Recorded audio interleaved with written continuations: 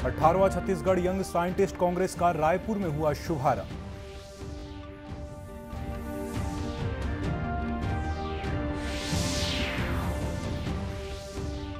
प्रदेश में आरक्षण को लेकर सुप्रीम कोर्ट के फैसले का भाजपा ने किया स्वागत।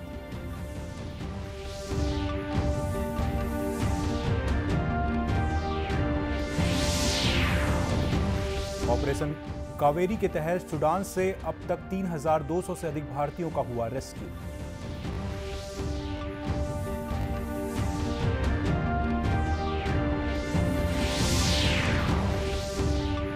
पश्चिमी विक्षोभ के प्रभाव से छत्तीसगढ़ के कई हिस्सों में हो रही बारिश।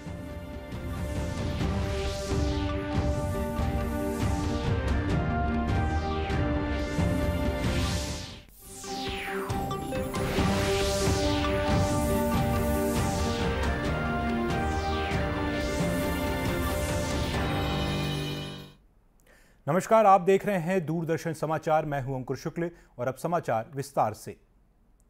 18वां छत्तीसगढ़ यंग साइंटिस्ट कांग्रेस 2023 का रायपुर में शुभारंभ हुआ। मुख्यमंत्री भूपेश बघेल ने इस कार्यक्रम का दीप प्रज्वलित कर शुभारंभ किया।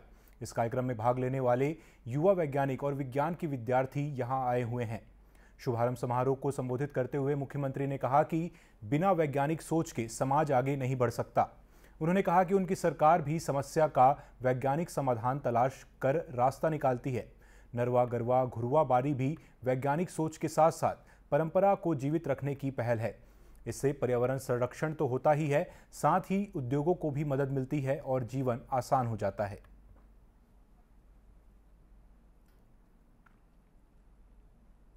आज लोगों की जो आवश्यकता है, लोगों की समस्या है, और आज की समस्या को हम प्राचीन तौर तरीके से नहीं बल्कि आज के समय के हिसाब से उसका निराकरण सोचें।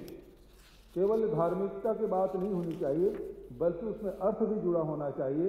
अब गाय हमारी माता कह देने भर से बात नहीं होगी, बल्कि गाय के कारण से आज जो खुले में जो पशुधन घूम रहे हैं और उसके कारण से फसलों को नुकसान हो रहा है, रोड एक्सीडेंट हो रहे हैं और तमाम प्रकार के और गंदगी फैल रही है। यदि इससे निजात पाना है तो उसके लिए समाधान ढूंढना होगा और उस समाधान की दिशा में हम लोगों ने प्रयास किया कि पूरे देश भर में या पूरी दुनिया में कहा जा सकता है कि छत्तीसगढ़ सरकार पहली सरकार है उस समस्या के समाधान में गोबर खरीदने का निर्णय लिया और 2 रुपये किलो में गोबर हमने खरीदा। केवल गोबर भर नहीं खरीद रहे हैं, गोबर से वर्मी कंपोस्ट बना रहे हैं, कार्बन को धरती में ले जाने का प्रयास, जो पराली जला रहे थे उसे गौठान में हम पहुँचा रहे हैं, उसको जला के कार्बन वातावरण में कार्बन हम पहुंचाने का काम नहीं कर रहे हैं बल्कि कार्बन को जमीन में मिलाने का काम कर रहे हैं। वेदों में भी यही कहा गया है कि जितना आप धरती से लेते हैं, प्रकृति से जितना लेते हैं, इसको वापस करें। श्री बघेल ने कहा कि जो व्यक्ति सवाल नहीं करता और समाधान नहीं खोज पाता वह समाज में पीछे रह जाता है। उन्होंने कहा कि आज का युवा विज्ञान के युग में जीता है, इसलिए वैज्ञानिक सोच उसे सफलता के नए आयामों की ओर ले जाती है। भाजपा ने प्रदेश में आरक्षण को लेकर सुप्रीम कोर्ट के फैसले का स्वागत किया है। नेता प्रतिपक्ष नारायण चंदेल ने जांजगीर में पत्रकारों को संबोधित करते हुए कहा कि उनकी पार्टी सुप्रीम कोर्ट के फैसले का स्वागत करती है, क्योंकि वर्ष 2012 में जब भाजपा की सरकार थी तो 58% आरक्षण बिल को विधानसभा में पारित किया गया था। तब कांग्रेस सरकार हाईकोर्ट गई थी। उन्होंने कहा कि प्रदेश की सरकार आरक्षण नहीं देना चाहती, जिसके कारण सभी विभागों में भर्ती रुक गई थी। देखिए, माननीय सर्वोच्च न्यायालय ने कल जो फैसला दिया है कि 58% आरक्षण छत्तीसगढ़ प्रदेश में लागू होगा, इसका हम स्वागत करते हैं। इसलिए स्वागत करते हैं कि ये आरक्षण को पारित वर्ष 2012 में छत्तीसगढ़ की विधानसभा में भारतीय जनता पार्टी की सरकार ने पारित किया था। इसके खिलाफ में कांग्रेस सरकार गई थी उच्च न्यायालय में और उस उच्च न्यायालय ने, माननीय उच्च न्यायालय ने उसको खारिज किया था। लेकिन फिर से सर्वोच्च न्यायालय ने उसको सही ठहराया है, उसको न्याय उचित ठहराया है। अब 58% आरक्षण लागू होगा। आरक्षण के कारण इस छत्तीसगढ़ में अस्थिरता का वातावरण था। प्रदेश के लाखों बेरोजगार नौजवान जिनको रोजगार चाहिए, सभी विभागों में भर्तियां रुक गई थी, पीएससी की परीक्षाएं रद्द हो गई थी, नियुक्तियां रद्द हो गई थी और प्रमोशन रुका हुआ था। वहीं दुर्ग सांसद विजय बघेल ने भी प्रेस वार्ता लेकर कहा कि यह फैसला भाजपा की वैचारिक जीत है। उन्होंने कहा कि संविधान से ऊपर कोई नहीं है। की जीत है। भाजपा तो ये निर्णय ली थी 58% की, क्योंकि समसामयिक तरीके से जो प्रावधान होना चाहिए और जो पहले भी सुप्रीम कोर्ट के ही स्टैंडिंग ऑर्डर था उसके अनुरूप भारतीय जनता पार्टी ने ये 58% आरक्षण की नीति तय की थी। निश्चित रूप से अब निर्णय हो गया है तो जितनी भर्तियां होनी है जल्दी करें, क्योंकि बेरोजगार घूम रहे हैं बेचारे, देख रहे हैं, कई फॉर्म भरे बैठे हैं, कई इंटरव्यू दिलाए हैं, कई साक्षात्कार के लिए इंतजार कर रहे हैं, तो ये जल्द से जल्द ये निर्णय लें। भाजपा ने मांग की है कि सुप्रीम कोर्ट के फैसले के बाद राज्य सरकार के लंबित नियुक्तियों पर भर्ती की प्रक्रिया जल्द पूरी करें। ऑपरेशन कावेरी के अंतर्गत सूडान से अब तक 3,200 से अधिक भारतीयों को निकाला जा चुका है। खार्तूम में भारतीय दूतावास ने बताया कि कल तक भारतीय नौसेना के जहाजों और भारतीय वायुसेना के 13 विमानों का उपयोग करके नागरिकों को निकाला गया है। खार्तूम और सूडान के अन्य स्थानों पर 15 अप्रैल से संघर्ष शुरू हुआ। सूडान से वापस आए गुजराती परिवार से दूरदर्शन समाचार ने बातचीत की। ऑपरेशन कावेरी के तहत लोगों का सूडान से सुरक्षित भारत पहुंचने की जो प्रक्रिया है वो जारी है। अभी एक फ्लाइट आई है सूडान से। मेरे साथ एक परिवार है जो गुजरात से आया है। इनकी बुजुर्ग माँ है, पत्नी है, छोटी बच्ची है और उनके पापा है। मैं कसाला से हूँ। सूडान में वो जो कसाला स्टेट है वहां से कसाला में हूँ। अभी हम लोग सब लोग सुरक्षित पहुंच गए। आप लोग जो न्यूज दे रहे हैं, देख रहे हैं, वो कसाला में कुछ नहीं है। कसाला में खाने पीने की चीज, ऑल ओवर लाइटिंग, पानी सब कुछ मिलता है पानी। लेकिन आप लोग जो न्यूज दे रहे हैं वो खर्टूम में है। खर्टूम में श्योर है, खर्टूम, ओमदुर्मान, नॉर्थ खर्टूम में, लेकिन कसाला में। अभी हम कसाला से इसलिए सब लोग घबरा गए कि आ जाओ आ जाओ आ जाओ, लेकिन कसाला में कुछ नहीं। अच्छा, ये बताइए कि आपको भारत सरकार के लिए क्या कहना है? भारत सरकार के लिए मुझे ये सब, ये ऑपरेशन कावेरी है वो this is a best, and Narendra Modi this is a best. Narendra Modi जिंदाबाद, वंदे मातरम, जय हिंद। एंड जो आपने आर्मी सरकार, आर्मी लोगों ने जो हमने पोर्ट सुदान से जिद्दा और जिद्दा से यहाँ मिला है, वो thank you very much. Narendra Modi का मैं खूब आभार व्यक्त करता हूँ। इनकी आंखों में आंसू आ गए हैं। बुजुर्ग माँ से बात करेंगे। मोदी जी के लिए क्या कहेंगे आप? नरेंद्र मोदी जेवा माणसो बहु ओछा दुनियामां छे। नरेंद्र मोदी तो मारा भाई करता पण विशेष छे।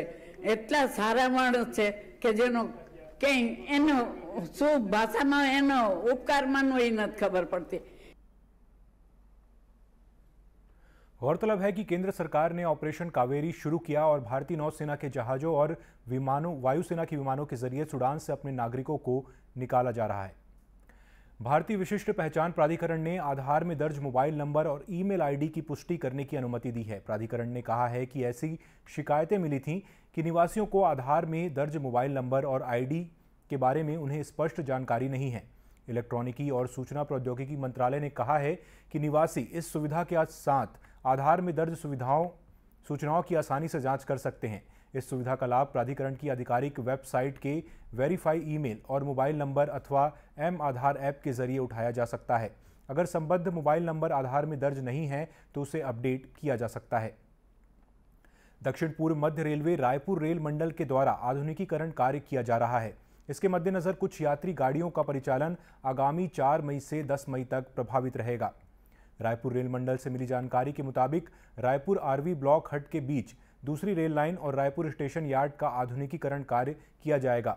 इस दौरान Bilaspur Raipur MEMU special, Raipur Dongargarh MEMU special, Durg Raipur MEMU special और रायपुर दुर्ग मेमो स्पेशल 4 तारीख को रद्द रहेंगी। वहीं 5, 7, 8 और 10 मई को Raipur Durg memo special, Durg Raipur MEMU special रद्द की गई हैं। इसके अलावा आगामी 9 मई को भी इन्हीं गाड़ियों को रद्द किया गया है। पश्चिमी विक्षोभ के प्रभाव से देश के कई राज्यों में बारिश की स्थिति बनी हुई है। भारत मौसम विज्ञान विभाग ने सैटेलाइट से प्राप्त चित्रों के जरिए कहा है कि प्रदेश के अधिकांश स्थानों पर बादल छाए हुए हैं। वहीं हिमाचल प्रदेश, उत्तराखंड, पंजाब, हरियाणा, चंडीगढ़, दिल्ली और उत्तर प्रदेश के अनेक भागों में भी वर्षा की स्थिति है। प्रदेश में बारिश से रबी की फसलों को भी नुकसान पहुंचा है। मौसम विभाग के मुताबिक बीते 24 घंटों के दौरान पेंड्रा रोड और लोरमी में 4-4 सेंटीमीटर बारिश दर्ज की गई है। वहीं मनेंद्रगढ़, कोटा, तखतपुर, बैकुंठपुर और कवर्धा में 3 सेंटीमीटर वर्षा रिकॉर्ड की गई है। आज सुबह भी प्रदेश के अनेक स्थानों में बारिश हुई। मौसम के इस बदले मिजाज के कारण मौसमी बीमारियों का प्रकोप भी बढ़ा है। मौसम विभाग का कहना है कि अगले 24 घंटों के दौरान वज्रपात, ओलावृष्टि और बारिश की संभावना है। मौसम विभाग ने अगले 2 दिनों में बारिश और तेज होने की चेतावनी भी दी है। आज़ादी के लिए भारत का शानदार संघर्ष आधुनिक विश्व के महानतम संघर्षों में से एक है। दूरदर्शन समाचार इतिहास की धारा बदलने वालों की झलक दिखा रहा है। आज हम बात करेंगे 1857 जब आज़ाद हिंदुस्तान के सपने ने जन्म लिया। आइए जानें उन वीरों के बारे में जिन्होंने स्वतंत्रता की नींव रखकर इतिहास रच दिया। 1857 जब आजाद हिंदुस्तान के सपने ने जन्म लिया। आइए जानें उन वीरों के बारे में जिन्होंने स्वतंत्रता की नींव रखकर इतिहास रच दिया। कहानी है ये 2 युक्तिपूर्ण योजनाकर्ताओं की जिन्होंने आसाम में आजादी की डोर संभाली। थी उनकी अनोखी जोड़ी, नाम था मनीराम पियाली। शुरुआत की मनीराम दीवान ने कलकत्ता से बजा दिया विद्रोह का बिगुल।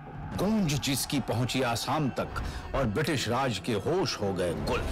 पियाली बरुआ ने बढ़ाया कदम और किया सही युवकों को प्रेरित। स्वतंत्रता संग्राम की ऐसी योजना देख अंग्रेजी अफसर रह गए चकित। मकसद था एक, अंग्रेजों के चंगुल से बचाना है असम का सिंहासन। थे राजकुमार कंडर पेशवर योग्य, भरपूर था जिनमें नेतृत्व और अनुशासन। चारों ओर फैल गई क्रांति की ज्वाला, पराधीन कर अंग्रेजों को लाना था एक नया उजाला। धावा बोल दिया सेनानियों ने, कोलाघाट से नगोरा और जोरहाट से नागांव। जुनून भरा था मन में कि अंग्रेजों को है भगाना उल्टे पांव। समय बीता और फिर नियति ने चली एक ऐसी चाल, मनीराम के खुफिया संदेश पड़ गए गलत हाथों में और कमजोर पड़ गई ये ढाल। लगा दिया राजद्रोह का आरोप, किया मनीराम पियाली को गिरफ्तार, लेकिन बुझा न सके आजादी की आग को, हार कर भी नहीं हुई थी हार। मनीराम पियाली को अंग्रेजों ने चढ़ा दिया सूली पर। अपनी देशभक्ति के लिए आज और सदा के लिए वो रहेंगे अमर। 1857 के जंग के किस्से आज भी हर भारतवासी के मन में जोश और उत्साह भर देते हैं। ऐसी ही वीरों की प्रेरणादायक कहानियां लेकर हम फिर लौटेंगे।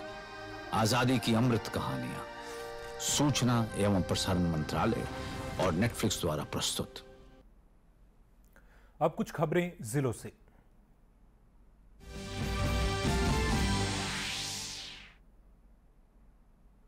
जांजगीर चांपा के नवागढ़ क्षेत्र के सेमरा गांव में नेता प्रतिपक्ष नारायण चंदेल ने भाजपा कार्यकर्ताओं की बैठक ली। उन्होंने कार्यकर्ताओं को बूथ स्तर पर कार्य करने और संगठन के साथ मिलकर चलने की अपील की। उन्होंने कहा कि पार्टी का संगठन सदैव कार्यकर्ताओं के साथ रहा है।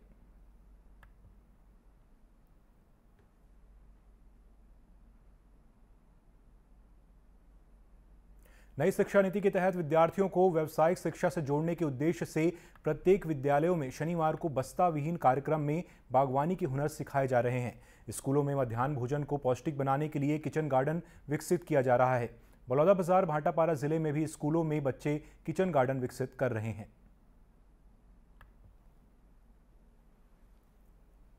जांजगीर चांपा में वृक्षमाला योजना के तहत नदी तट संरक्षण जागरूकता अभियान चलाया जा रहा है। अभियान के दौरान दीवार लेखन और रैली का आयोजन किया गया। साथ ही स्कूली बच्चों के लिए चित्रकला प्रतियोगिता का भी आयोजन किया गया।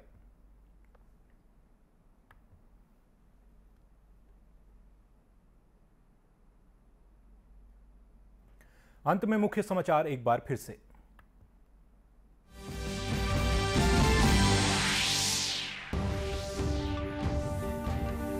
अठारहवां छत्तीसगढ़ यंग साइंटिस्ट कांग्रेस का रायपुर में हुआ शुभारंभ।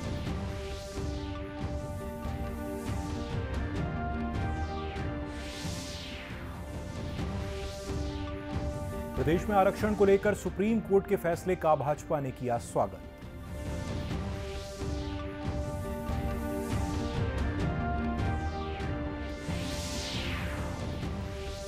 ऑपरेशन कावेरी के तहत सूडान से अब तक 3,200 से अधिक भारतीयों का हुआ रेस्क्यू।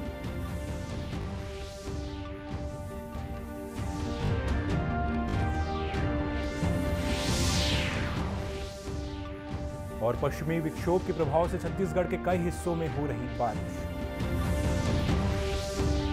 इसी के साथ यह समाचार बुलेटिन समाप्त हुआ। नमस्कार।